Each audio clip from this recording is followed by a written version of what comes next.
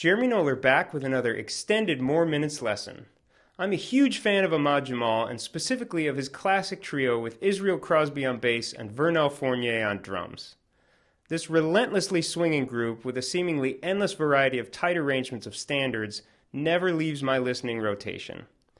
In Minute of Drums episode 41, I showed you a groove that Fournier played on a live recording of Autumn Leaves. This comes from a set at the Spotlight Club in Washington, D.C. in September of 1958. It was originally released on the 1959 album Portfolio of Ahmad Jamal. Here's the original recording.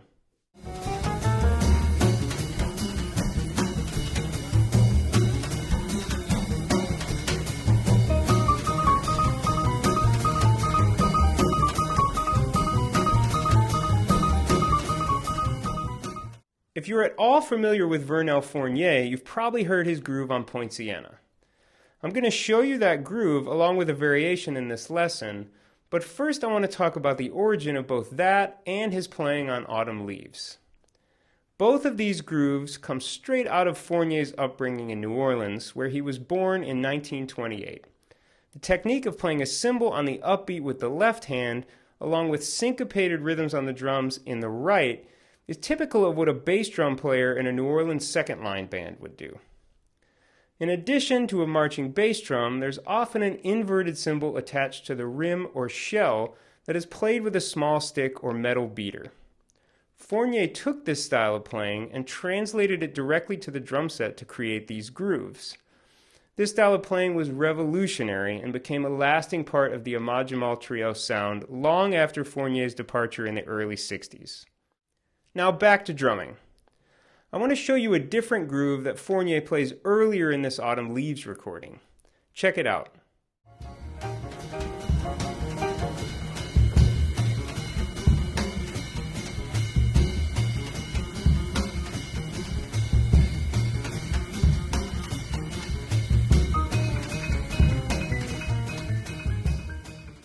This groove uses New Orleans vocabulary similar to the original Minute of Drums groove.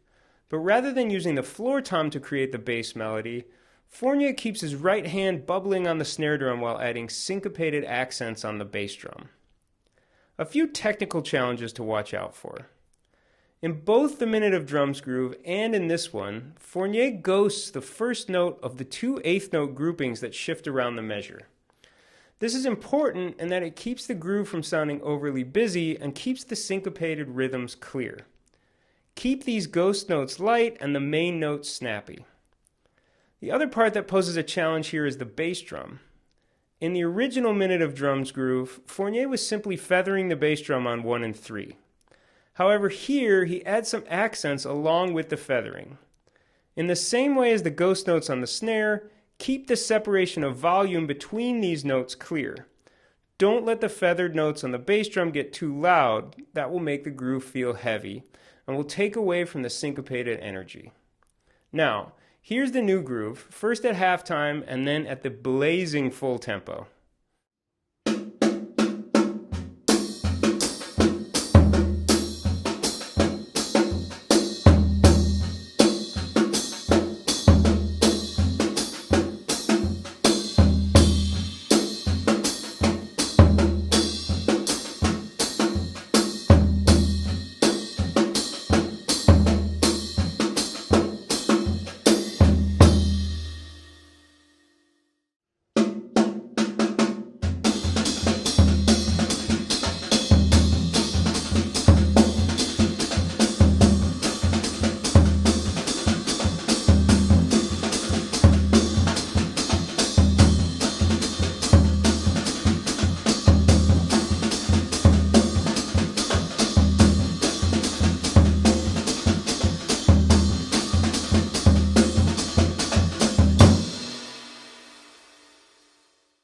You may already be familiar with Vernel Fornier's groove on Poinciana, but I can't do a lesson on his New Orleans-inspired grooves without it.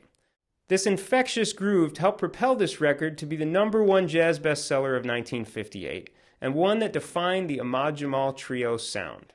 He's using a stick in the left hand on the closed hi-hat and a soft mallet in the right, playing the snare drum with snares off and the floor tom. I'm going to use a swizzle stick that I made with moleskin on the end, but a basic timpani mallet or even a yarn marimba mallet works as well. Here it is slow and then at the recorded tempo.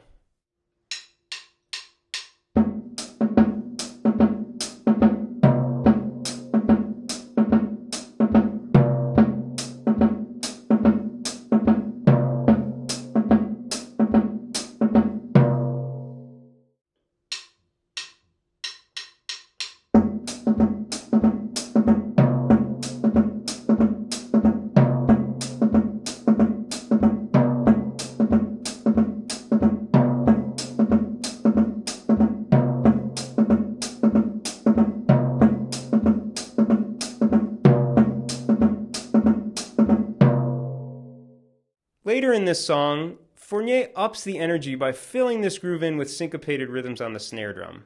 Much like the ghost notes he used to add dynamic levels to the Autumn Leaves groove, here he uses rim shots on the snare to make the syncopation pop. Here's this variation slowly and then at tempo.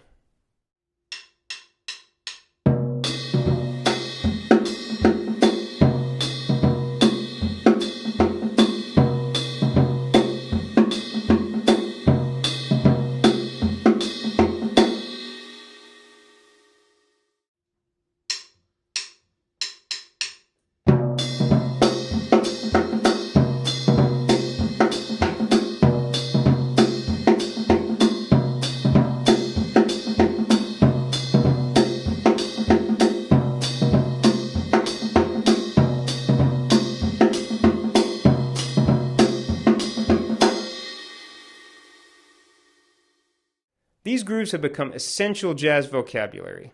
This, however, is just one piece of Fournier's incredible work with the Ahmad Jamal Trio. In fact, from the Live at the Pershing session alone, a total of 43 tracks were recorded in one night. All of them unique arrangements that the trio developed from playing together constantly. If you haven't explored this group, definitely do it now. I could speak for hours about their tight arrangements, their driving swing, and what I consider to be the gold standard of playing a two-feel. Best of all, this music is full of joy. Thanks for watching and happy practicing.